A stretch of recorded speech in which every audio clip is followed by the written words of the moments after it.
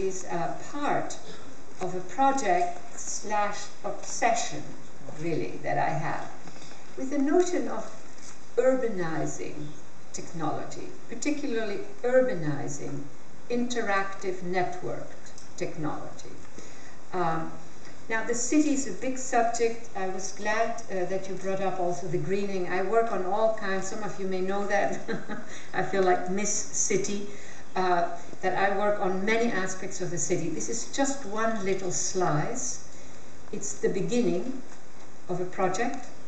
It's a bit of an experimental set of thoughts that I'm going to share with you.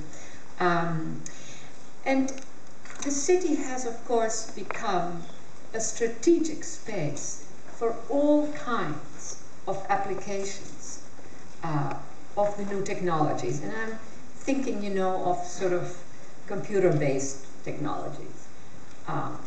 There is Cisco systems, there is all kinds of interesting counter, sort of against power, ubiquitous computing. There is a lot of it.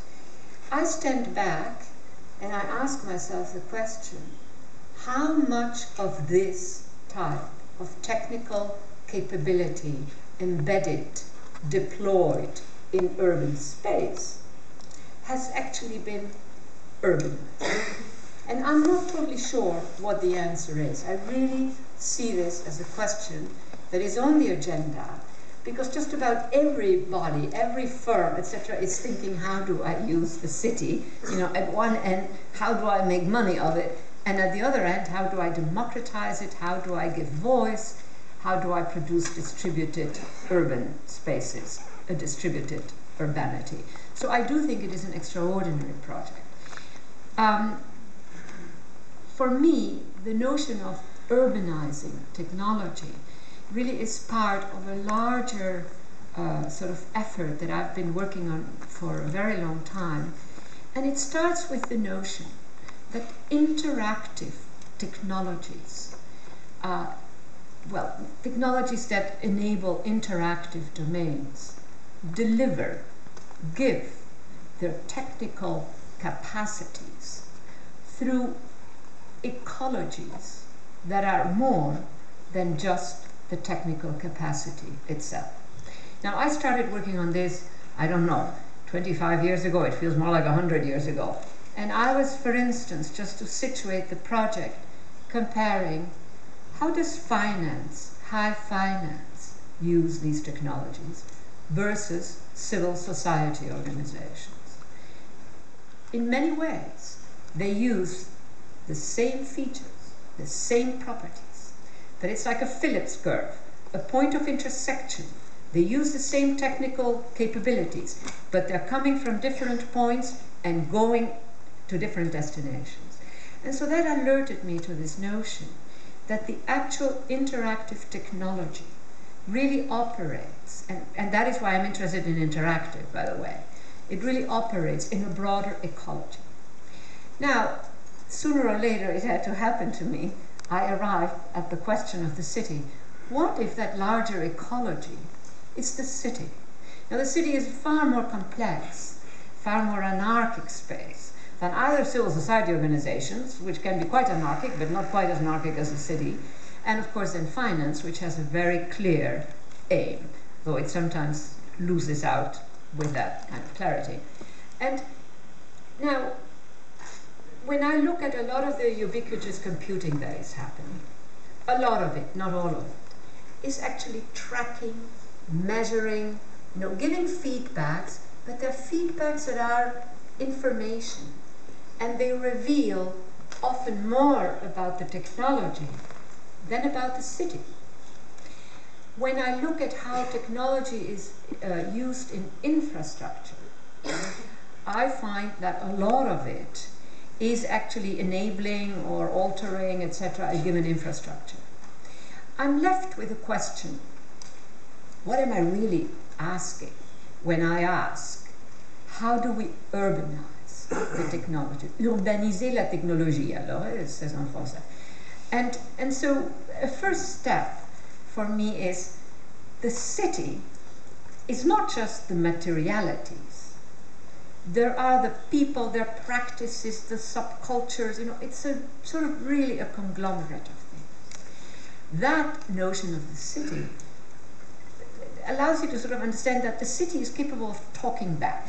It talks back. Think of Rome. If Rome would have stayed where it was, it would be dead today. It would be dead. The only reason that Rome still exists as a city, think of Istanbul, any of our old cities, Marseille, probably, is because it keeps talking back. It talks back in many, many different ways, and thereby sort of enacts the incompleteness of the city.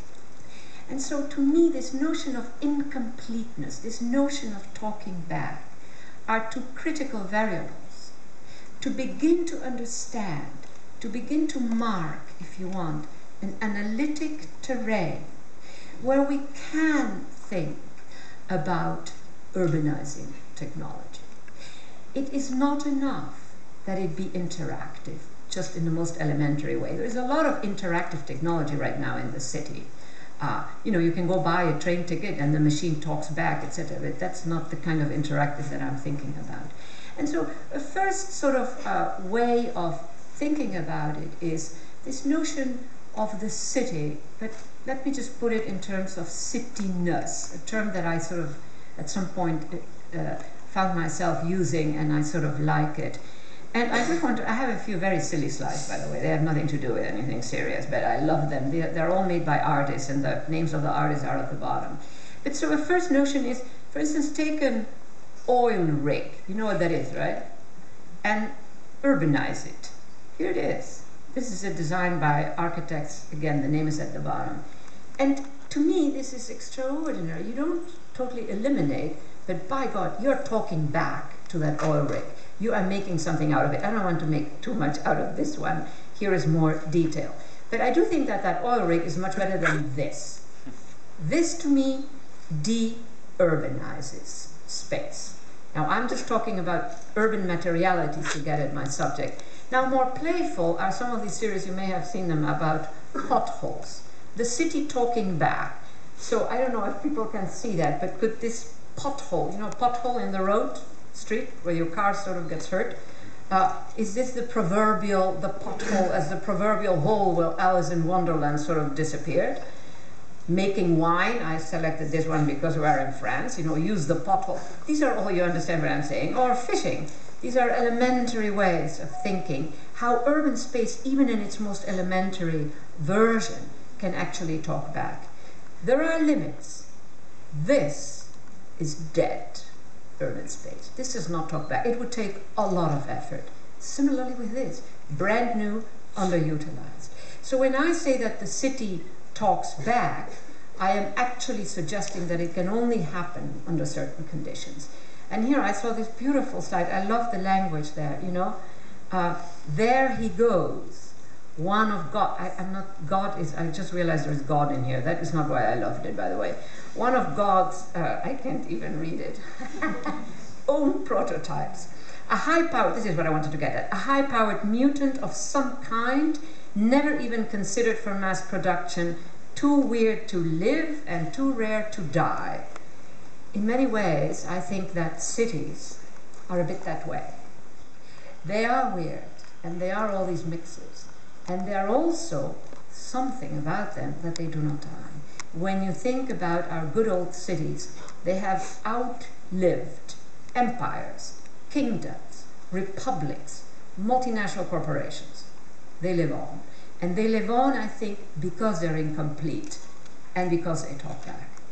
So when we're beginning to sort of try to bring in the question of the technology, one first step for me is this notion of open source urbanism that I've begun to play with. Now, when you think about open source and going back to that ecology that I talked about at the beginning, in a way, the hacker or the open source person is going to the same space, but it's a different ecology of elements. So then the question becomes, what would it mean to do open source urbanism? What does that actually entail? And secondly, sort of what does it mean if we start to think about the city as the hacker of a given technology, of a given space? Another very little element, I don't know if anybody of you followed that project. This is a project that was presented in a book called The Sentient City. Some of you may know that, which is the too smart city. The garbage can that spits back the garbage. The bench that ejects the person who sits on it. You know, there's a whole series of it. It's very, very amusing. But how can we begin to think about something that is either the image of the city as the hacker of a given technological space, in this case, intelligent cities would come to mind, or open source urbanism? Now, I have a whole variety of little elementary first steps that I like to take with this kind of material. And partly, I mean, to give you a very elementary image, this notion of talking back, there's a famous episode that I love to talk about because it shows people with the most elementary capacity. This is not high tech, this is just, you know, just practice. There was a park in New York in the 1980s when I had just arrived in New York, Riverside Park, which now is a beautiful gentrified park, etc. So now it's not an issue. But at the time, it was known to having murders, assaults. You didn't go.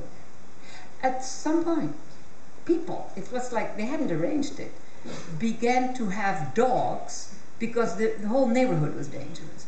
Then, if you have a dog, you have to walk your dog.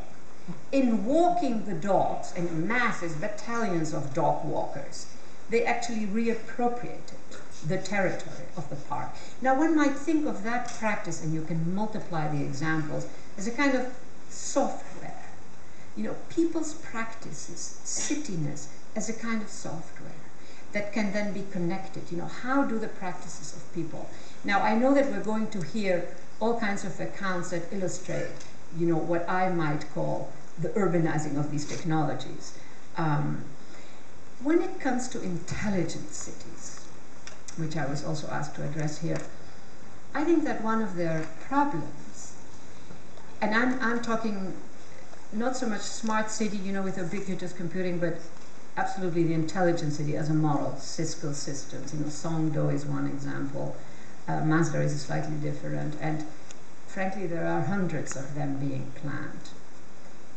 They, to me, de-urbanize technology because there's a lot of interactivity in all that embedded technology. And there certainly is knowledge accumulation, there are feedback loops, adjustments to the practices of a given inhabitant of a particular building, etc. There is all of that. The technical capacities are at work. It is interactive, etc. But is it a de-urbanizing of the larger space that is the city? And so I say yes. Part of the problem is that they're closed systems. They aspire to be enclosed systems, and the city is not a closed system. The city is an open, incomplete. These systems, I am not sufficiently knowledgeable about all the engineering aspects, but it seems to me that these are systems that really need a certain level of control to function, which means that they're pretty close. Secondly, they are enactments, almost exclusively, of the engineer's logic. And coming back to my example of finance or civil society organizations, what these users do, whether it is high finance, which is really pushing the developments, sadly to say, in that technology, in other words, a very high-end user, or civil society organizations, which mostly are not so high-end users, their logic is not the logic of the engineer. Their logic is the logic of finance, the logic of Amnesty International, of whatever it might be. And they work precisely because they sort of have an interesting interaction with the engineer's logic, but it also means that the ABCD that the engineer